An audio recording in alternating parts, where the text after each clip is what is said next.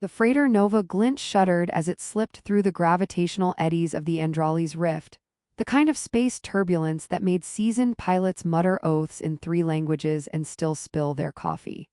I, Lieutenant Corin Hayes, clutched a handhold and tried to convince myself that zero-gravity coffee spills were a rite of passage for anyone who didn't have a personal anti-gravity field in their bloodstream. My colleagues floated nearby, expertly maneuvering as if choreographed, while I spun slowly in place, colliding with a floating crate that had the audacity to be in my path. Somewhere in the middle of this cosmic ballet, the comm panel blinked urgently. Incoming vessel. Unidentified. Class. Sovereign.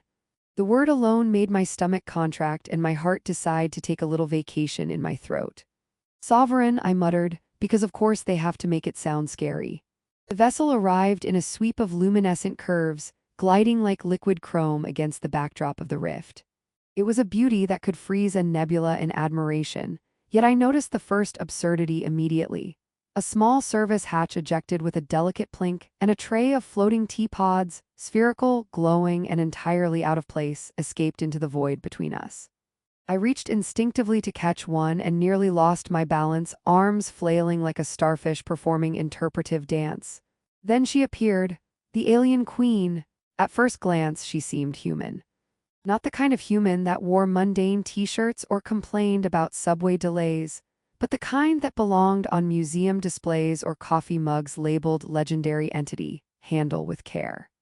Pale skin, eyes the color of crushed amethyst, and hair that fell in perfectly defiant waves.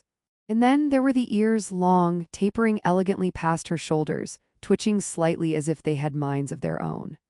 They gave her an air of musicality, like her thoughts hummed to some rhythm only she could hear. My first coherent thought, once I remembered to breathe, was entirely inappropriate. She's beautiful, and also terrifying. And is that a twitch? She looked at me with a tilt of her head, like a cat deciding whether I was edible, interesting, or hopelessly awkward. Her voice, when she spoke, was gentle, carrying a resonance that seemed to bend around the metal walls of the freighter. "You are Hayes?" she asked. It wasn't a question so much as a statement punctuated by curiosity. "Yes, ma'am," I said, automatically bowing slightly as if our uniforms had included reflexive obeisance. Immediately, I regretted it because the crate I had been clinging to floated lazily away, hitting a control panel with a sad ping. She allowed herself a faint smile, one corner of her lips curling in a way that suggested amusement or perhaps indulgence at my human clumsiness. "Your species falls gracefully into chaos." Her ears flicked, and I caught a glimmer of light reflecting off them, like tiny satellites orbiting her head. I wanted to say something witty, but the only thing that escaped my mouth was, "I prefer enthusiastically chaotic." She blinked at me, then she laughed. A soft, tinkling sound that made my hair stand on end in ways my zero-gravity shampoo regimen hadn't prepared me for. As she floated past, I noticed her hands. Slender, precise, capable of annihilating entire fleets with the flick of a finger, yet now delicately nudging a floating teapot toward me as if to say, "Catch, human." I did after 3 panic swipes, and she nodded approvingly or perhaps indulgently. "You manage the small things well," she said. "Perhaps the large things can wait until you've mastered floating pastries." And just like that, the first absurdity of this encounter became the norm. For the next hour, she examined the freighter with the same intensity that generals examine star maps, yet occasionally paused to comment on the trajectory of a floating sandwich or joke about how our oxygen filters were, technically, overly dramatic. I found myself laughing nervously at first, but then genuinely, even though I was certain my laughter sounded like a malfunctioning robot. She laughed in response, and her ears twitched again, sending a ripple through her hair. Somehow, in that moment, I realized that the legendary terror of the alien queen did not extend to human humor, at least not to mine. Later, she invited me to accompany her through the command deck, where holographic displays floated in midair, projecting tactical information with the grace of constellations moving at the speed of thought. She moved with effortless precision, her long ears catching and reflecting stray data streams like twin antennae, occasionally tilting as she considered probabilities and strategies I couldn't begin to comprehend. I attempted to make a joke about how her ears must be able to pick up intergalactic gossip, and she paused, glancing at me with the kind of expression that could be interpreted as either mild amusement or mental bookmarking of a fool for later evaluation. I was thrilled when she chose amusement. By the time the freighter exited the turbulence of the Andrali's rift, I had already witnessed contradictions that defied logic. The same woman who could orchestrate planetary sieges was concerned about the cleanliness of our gravity boots. The same queen whose fleets could level continents had paused to adjust the trajectory of a floating pen for my sake. She carried herself with the weight of countless worlds, yet in small, human moments, dropping teapods, laughing at my bad jokes, she became someone I could almost relate to. As we drifted into the quiet of open space, I thought about the reports I had read of her previous conquests. Entire armadas had fallen before her strategy and precision. And yet here she was, making me feel like a child learning to tie his first pair of anti-gravity laces. I realized then that terror and tenderness were not mutually exclusive. They could exist in the same being, like a supernova that somehow also hummed lullabies to drifting asteroids. And somehow, improbably, I had been invited to witness both. I took a deep breath, carefully stabilizing myself against a railing, and muttered, "If anyone asks, I'm only here because I make a good cup of space coffee." She flicked her ears in what I could only assume was either approval or polite disbelief. And somewhere deep in the folds of her mind, I suspected, a very ancient, very powerful queen was thinking, "This human may yet survive." Days passed aboard the Nova Glint, and the routines of space travel began to feel almost normal, which in my line of work meant that I was learning to survive the chaos without humiliating myself too spectacularly. The alien queen, whose reputation alone could cause entire planetary militias to surrender in panic, had developed a curious habit of involving me in daily routines, as if I were some sort of junior assistant in her cosmic court. This was terrifying, fascinating, and on occasion, ridiculous. I had begun referring to myself internally as her unofficial apprentice, though the thought of actually admitting that aloud made me stutter like a malfunctioning voice module. One morning, she beckoned me onto the observation deck, where the stars stretched endlessly, glittering like shards of broken diamonds caught in a river of black. She floated effortlessly in zero gravity, long ears twitching as if attuned to frequencies I couldn't hope to hear. "You will learn the importance of timing," she said, her tone a blend of teacher and general. "Sometimes fleets respond to precision, sometimes they respond to chaos." I nodded, attempting a confident grin, but as I reached to steady myself against a railing, my foot snagged a maintenance tether and sent me spinning into a holographic star map. "I meant to do that," I mumbled, untangling myself. She allowed a small, deliberate smirk to play on her lips. Training with her was unlike anything I had imagined.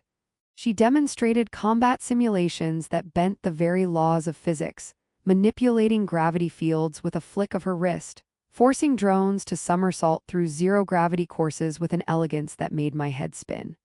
I tried to follow, fumbling with controls and accidentally sending a drone careening into a wall where it bounced off like a metallic pinball. She didn't scold me. Instead, she extended her hand, subtly realigning the drone's trajectory with a faint shimmer of her power. "You are learning," she said, "even if it appears that you are merely creating interstellar chaos." I laughed nervously. "I prefer to think of it as creative problem-making."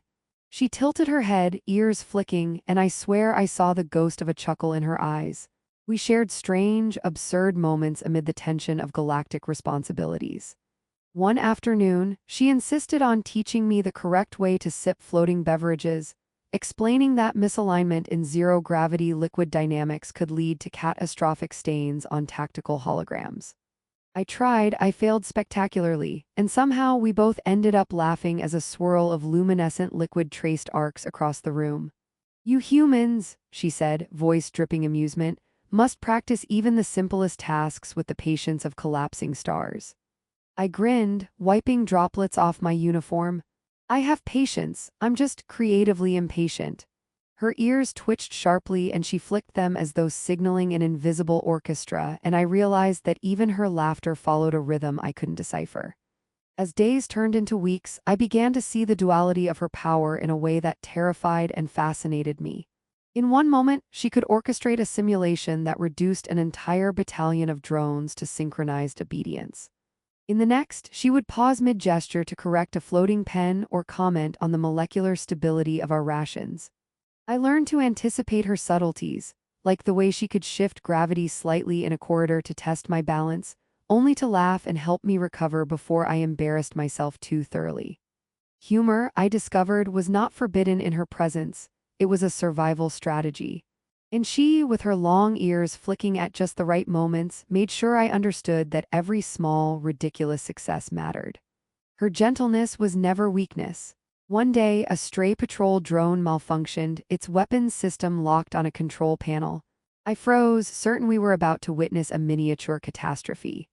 She raised a hand, long fingers trailing a subtle glow, and the drone stopped midair, spinning harmlessly, lights blinking in confused capitulation. "Do you see?" she asked, glancing at me. "Power does not always require aggression. Often, precision suffices." I nodded, internally wondering how anyone could reconcile that with her reputation as the terror of entire fleets. We spent long stretches in conversation, discussing navigation, the physics of collapsing stars, and the absurdity of bureaucracy on a galactic scale. I cracked a joke about interstellar paperwork requiring more stamps than a philatelist's dream, and she tilted her head, ears twitching, eyes twinkling like binary stars. "Perhaps your species thrives on inefficiency," she mused, voice gentle, "but you have charm, a rare and unpredictable element in the calculus of galactic affairs." I nearly choked on the compliment, mumbling something about charm being highly overrated. She raised an eyebrow, amused, and I knew I had stumbled into a rare victory, humor recognized and tolerated by a queen feared across star systems. The turning point came when she invited me to witness a live tactical exercise, projecting an entire fleet of holographic ships across the deck. She manipulated gravity and energy streams with subtle gestures, coordinating complex maneuvers that seemed to bend reality itself. I watched, awestruck, as formations twisted and shifted, enemies vanishing into simulated voids with mathematical elegance. And then she paused, turning to me. "Do you wish to try?" I froze. "Me control fleets?" She nodded, ears twitching with anticipation, long fingers poised. My mind screamed in protest, but curiosity won. Tentatively, I reached for the controls, and immediately chaos ensued. Holographic ships collided, lasers crossed in erratic patterns, and one virtual cruiser performed an unplanned somersault. I was mortified. She laughed. A low, melodic sound that carried no malice, only amusement. "Even in failure you reveal strategy," she said. "Adaptation, human, chaos and order are not enemies, merely partners in a dance." My ears, or perhaps it was just me, burned with embarrassment, and I tried a joke about being a graceful disaster. Her long ears flicked sharply, and she tilted her head in a gesture I interpreted as approval.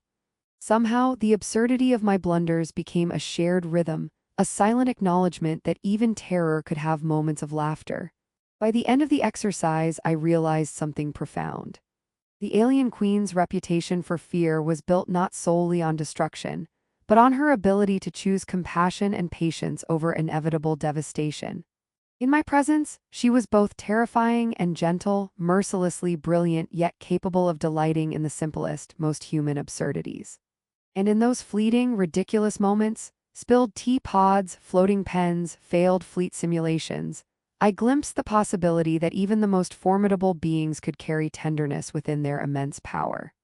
Floating beside her in the quiet of the observation deck, I realized the paradox that would define our time together. A being who could obliterate star systems with a gesture could also pause to untangle a tether or laugh at my terrible jokes. And somehow, against all logic and galactic precedent, I felt safe. Not invulnerable, certainly, but acknowledged, understood, and included in her improbable universe of contradictions. I made a mental note to never, ever underestimate the combination of immense power, elegance, and an absurd sense of humor.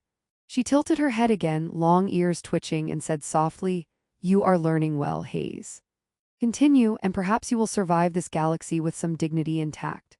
I managed a shaky laugh and muttered, "I'll try, for dignity and floating beverages."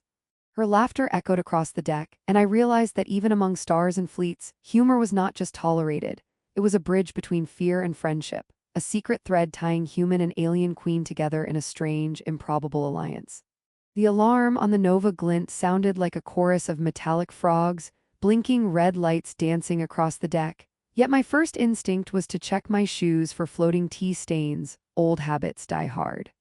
The alien queen hovered beside me, calm and precise, her long ears flicking to intercept the warning signals as if they themselves were tuned instruments. "Calm haze," she said, voice smooth, carrying the weight of galaxies yet threaded with the same humor she used when critiquing my zero-gravity coffee technique. "This is merely the arrival of negotiators, not an invasion."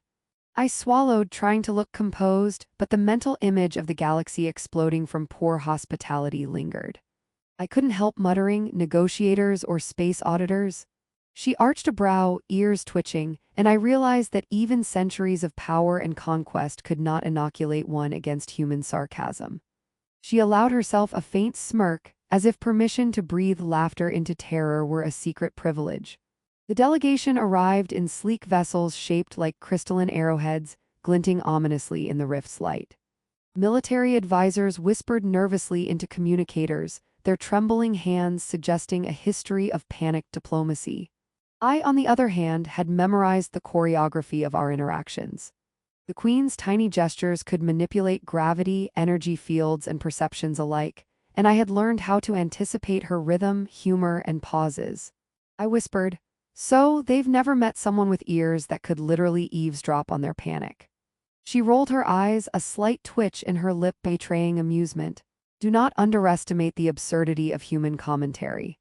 As the first envoy stepped aboard, expecting a demonstration of terrifying authority, they instead found the Queen attempting to stabilize a floating datapad with an elaborate gesture that sent it spinning like a miniature planet before it obediently aligned. "You see," she said casually, "precision and patience often suffice where brute force fails." I interjected with a grin, "And if that fails, blame the gravity field," which earned me a sideways glance and a suppressed snort. The envoys blinked, uncertain whether to fear or laugh, which was, of course, exactly the effect she intended.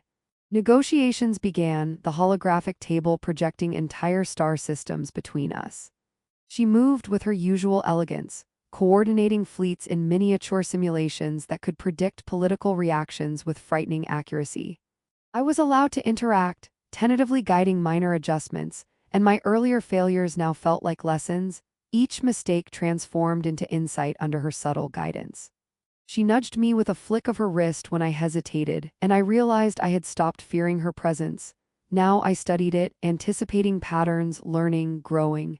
In this, I saw the paradox that defined her existence. The same hands that could annihilate planets could also guide me through intricate maneuvers with humor and patience. Hours passed. Discussions that could have ended in conflict instead rolled into absurdity.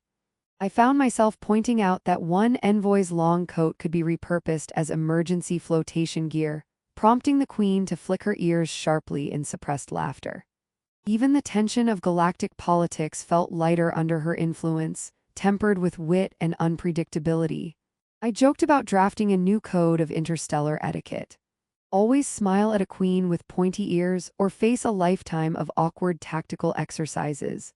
She allowed herself a genuine laugh, a sound like liquid chimes echoing in the observation deck, and I knew that somewhere the rigid framework of fear had cracked just enough for human warmth to seep in. As the talks concluded, I noticed subtle shifts. The envoys left, wary but unharmed, reports altered by subtle manipulations of perception I could barely comprehend. The galaxy had not bowed to terror alone. It had responded to the Queen's unexpected choice of compassion, humor, and calculated unpredictability. I glanced at her and her eyes met mine, long ears flicking slightly, conveying approval without words. "You have learned well," she said softly. "Not merely the operation of fleets but the delicate balance of fear, respect, and laughter. It is rare, even among your species, to grasp this so quickly." I felt a swelling of pride, tempered with disbelief at my own growth. The human who had stumbled into zero gravity like a fish on a spaceship was now a confidant, an interpreter, a participant in maneuvers that could alter political landscapes. I cracked a joke about needing a medal for surviving a week without tripping over stray energy conduits, and she allowed herself a small, conspiratorial grin. It was a moment of absurd normalcy in a universe of high-stakes calculations, a bridge between human imperfection and alien perfection. Later, she took me to the edge of the observation deck, where the rift spread like molten glass beneath distant stars. She tilted her head, long ears flicking against the faint gravity currents, and said, "Do you understand now, Hayes? Fear is simple. Compassion is complex. Power without choice is meaningless." I nodded, the enormity of it settling into my chest like a star collapsing into a quiet, glowing core. "I think I understand," I admitted, voice steady despite the cosmos stretching infinitely before me. "It's the choices that make the difference." She inclined her head in satisfaction, and for a moment the galaxy felt less like a battlefield and more like a classroom of improbable lessons. In the quiet that followed, I reflected on how much I had changed. The human who had panicked over floating teapods, who had stumbled and apologized and joked to survive, had become someone who could navigate the intricate dance of diplomacy, strategy, and absurdity under the guidance of the most formidable being in the galaxy. Humor, I realized, was not a weakness but a tool, a weapon as subtle as a graviton pulse or a strategic deployment of fleets. And compassion, when wielded alongside power, was not soft but decisive, shaping outcomes more profoundly than fear alone ever could. She turned to me one last time before stepping into her vessel, a queen who could have destroyed entire systems, yet chose gentleness, play, and collaboration with a human who barely knew how to operate a hollow console. "Remember, Hayes," she said, voice soft, almost conspiratorial, "the galaxy responds not only to what you can do but to who you are. Choose wisely." I nodded, smiling despite the tension that lingered like static in space. "I will," I promised, realizing that this journey had not only altered my survival skills but had reshaped my understanding of power, humor, and connection. As her vessel departed, leaving streaks of luminous energy across the dark rift, I felt a profound quiet settle within me.